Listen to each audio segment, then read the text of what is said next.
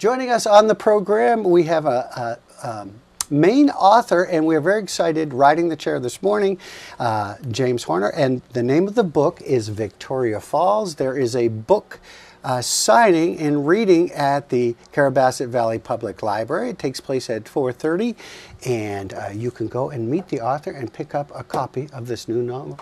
Welcome, James. How are you? Thank you, Greg. Thanks for being here. Tell us a little bit about yourself. We're going to talk about the Victoria Falls as well in the book signing, but tell us a little bit about yourself. Yeah, so I think everyone wants to know if I'm a Mainer because they do that, don't they?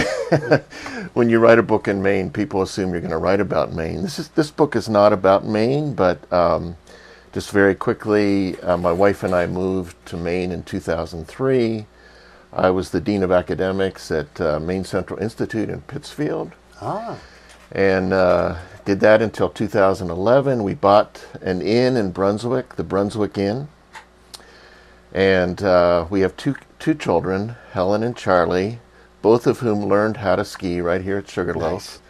Nice. The Magic Carpet was where they hung out for the first couple years.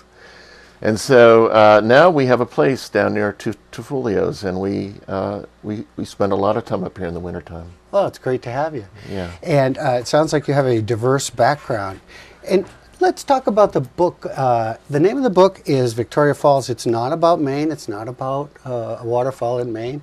Yeah, this book takes place, you write the novel, it sets in Africa. Why Africa? How did that happen? Yeah, so kind of an unlikely career trajectory for me. I was teaching at a boarding school in New York, and I had a student whose father worked for the World Bank. And he invited me to come with him to Africa on mission for the World Bank. Wow. And at the last minute, he couldn't go, so I went alone on mission for the World Bank, and it was quite an eye-opening experience for me because here I was, a high school English teacher with World Bank credentials in Zimbabwe and Kenya, and so I was able to interview all kinds of people, journalists, World Bank officials, IMF officials. It was 4 weeks of fun for me. It was something that I could only have dreamed about. Wow. That's where we take the Africa. That sounds like a great experience. Let's talk about the book a little bit. With the Me Too movement and stuff, we talk a lot about women and their soul searching lately. Not so much about men. Tell us a little bit about this book and how that applies. Yeah. So the protagonist in the novel is a man who's in his middle age, and he's having an identity crisis, and he's soul searching. I mean, that term soul searching is not always used when you're talking about men, but he is a divorced middle-aged guy who suddenly has to sort of reinvent himself. And so the story is about how that all occurs. And you're right in saying, Greg, that it takes place primarily in Africa, but there's a subplot that occurs out in Lake Louise, Canada. And I have to mention that in the subplot, there is some Nordic skiing that goes on in the subplot. Right. Yeah. And so he ends up in prison in Bombay, India, which is modern-day Mumbai. But he, because the story takes place in 1994, and the subplot takes place in the present day, you have the two stories that finally come together at the end of the novel. Right.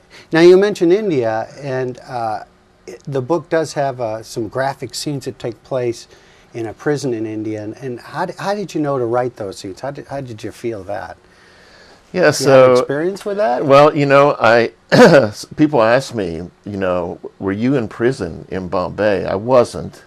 I mean, a lot of the novel does have autobiographical elements to it, but I was not in prison. However, I've done some work over at the Wyndham Prison in Maine.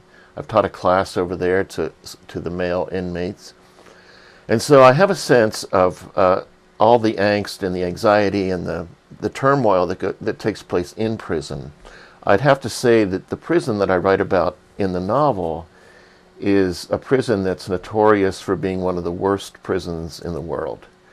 And so when you mentioned graphic, yeah, there are some scenes in there that are pretty graphic in terms of the kinds of ordeals that the inmates have to go through and the living conditions. That particular prison was really designed for 800 inmates, and today, as we speak, there are 3,000 inmates in that prison. Wow. So it's crowded and it's filthy, and it's not a place that you would want to be, but for James Monroe, who is the protagonist, it's the place that brings about the change in his life.